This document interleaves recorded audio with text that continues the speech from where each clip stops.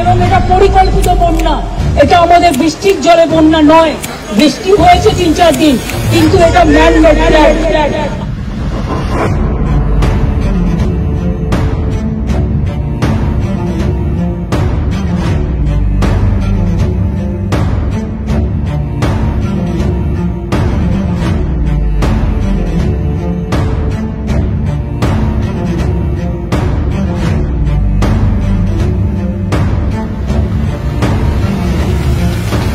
5 লক্ষ পুকুর কেটেছি আমরা, 500 চেক ড্যাম করেছি, তার মধ্যেও জলটা ঢুকছে। সেইগুলো যদি না করতাম তার মানে আরো কত হতো। আর আমি অ্যাডমিনিস্ট্রেশনকে বলবো, যা যা রিলিফ দেওয়ার, কোনো যেন রিলিফ অভাব না হয়। প্রত্যেকটা পরিবারকে দেখে নেবেন, আপনাদের কাছে সবকিছু দেওয়া আছে, কেউ যেন অসুবিধায় না পড়ে।